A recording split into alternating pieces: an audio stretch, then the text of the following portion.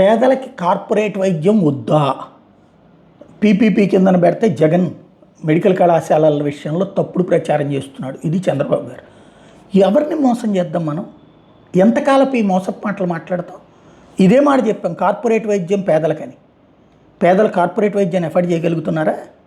చేసే పరిస్థితిలో ఉన్నారా? దాంట్లో ఒక డయాగ్నోసిస్కే 5,000 10,000 పేదవాడు ఖర్చు పెట్టగలుగుతాడా? ఆసుపత్రుల్లో ఆ స్థాయిలో ఉందా? ఆరోగ్యశ్రీ రాకపోతే ప్రభుత్వ ఆసుపత్రిలో వైద్యము అందక కార్పొరేట్ వైద్యాన్ని ఎఫర్డ్ చేయలేక ఎంతమంది చచ్చిపోయి ఉండేవాళ్ళు? ఎన్ని జీవితాలు సర్వనాశనం అయి ఉండేవి? 108 లేకపోతే కనుక యాక్సిడెంట్లో గాయపడ్డటువంటి వాళ్ళకి ట్రీట్మెంట్ ఇచ్చేందుకు డబ్బులు అప్పటికప్పుడు ఎక్కడి నుంచి సమకూర్చుకుంటాడు పేదవాడు? ఎట్లా వస్తాయి డబ్బులు? పేదవాడికి కార్పొరేట్ వైద్యం అందించడం. ఆ కార్పొరేట్ వైద్యాన్ని గవర్నమెంట్ హాస్పిటల్లో ఎందుకు అందించరు మీరు? ఎన్నేళ్ళు ఇట్లా మోసం చేస్తారు? ఇప్పుడు ఆరోగ్యశ్రీని పడకేసాం, ఆ ఆసుపత్రులు సమ్మె చేస్తుంటే అది పట్టించుకోము. మరి అది పేదవాడి వైద్యానికి సంబంధించినటువంటి ప్రాబ్లం కాదా? పేదవాడిని నడి రోడ్డు మీద పడేయడం కాదా? 12 రోజులు 13 రోజులు అయిపోయినా సరే ఆరోగ్యశ్రీ ఆసుపత్రులు ఊసెత్తట్లేదు, వాళ్ళతో మాట్లాడట్లేదు, వాళ్ళకి పరిష్కరించట్లేదు. పైగా త్వరలో తర్వాత ఇన్సూరెన్స్ అంటున్నాం.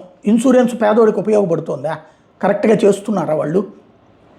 తెలిసి ఆల్రెడీ ఇన్సూరెన్స్ కట్టేటటువంటి వాళ్ళకి కూడా ₹1,00,000 రావాల్సి ఉంటే 40,000 50,000 చేతిలో పెట్టేటటువంటి దౌర్భాగ్యం ఇన్సూరెన్స్ దాంట్లో ఉంది.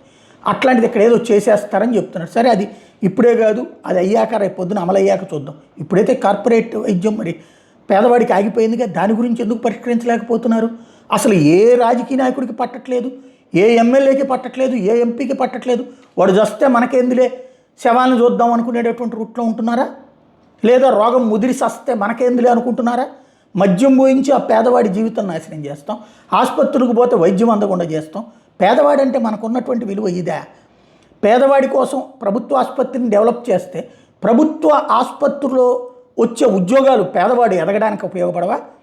అలాగే ప్రభుత్వ ఆసుపత్రిలో అదే ప్రభుత్వ మెడికల్ కళాశాలలో వచ్చే సీట్లు పేదవాడికి ఉపయోగపడవా? ఎందుకు ఆ సీట్లను తీసుకెళ్ళి ప్రైవేట్ వాడికి ఇచ్చి కార్పొరేట్ వాడికి ఇచ్చి మనం నాశనం చేస్తున్నాం? నిజాన్ని మాట్లాడితే ఏమైపోతుంది? అబద్ధాలని అసూగా మాట్లాడితే, దబాయించి మాట్లాడితే కరెక్ట్ అయిపోతుందా?